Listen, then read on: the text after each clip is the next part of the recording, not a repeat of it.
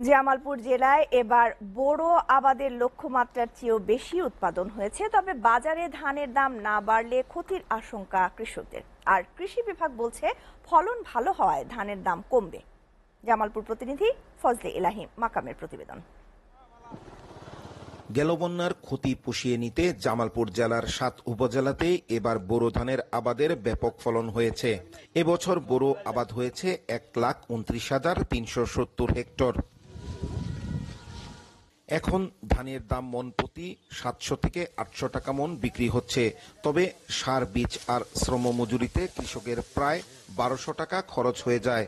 এতে করে যে খরচ হয়েছে তাতে ধানের দাম মন প্রতি ১৫০০ থেকে ১৬০০ টাকা পেলে কৃষক লাভের মুখ দেখবে। যে বিঘা প্রতি যে খরচ হয়েছে প্রায় ১০ থেকে ১২,০০০ টাকা খরচ হয়ে গেছে, সেই তুলনায় আমরা যে বাজার পাচ্ছি তা খুবই শোচনীয় অবস্থা। আমাদের খরচের টাকায় উঠতেছে না আর কি। ধানের বাজার এখন নেই, মাত্র ৭০০ থেকে ৭৫০ টাকা ধানের বাজার। এই বাজারে কৃষকের খরচ হয়েছে প্রতি মনে ১১০০ টাকা হয়েছে। দাম বেশি, কারেন্ট বিল বেশি, আড়ি রান্না বেশি, কামলা খরচ দাম বেশি, এই হিসেবে ধানের বাজারটা খুব কম। শ্রম মজুরি আর সার, বীজের খরচ দিয়ে ধানের দাম বাড়ানোর দাবি কৃষকদের। ধানের বাজারটা আপাতত যেন ১৫০০ টাকা মন করে, এটুকুই আমি কৃষক হিসেবে তার কাছে দাবি।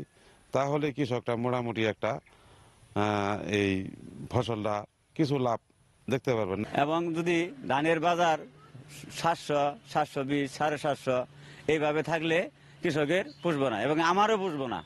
জলবায়ু ও আবহাওয়া অনুকূল থাকায় বোরো ধানের আবাদ ভালো হয়েছে। কৃষক ভালো দামে ধান বিক্রি করে লাভবান হবে আশা কৃষি বিভাগের।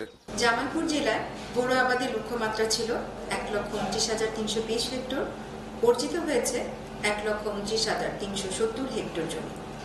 এখন পর্যন্ত ২৫% ধান কর্তন করা হয়েছে।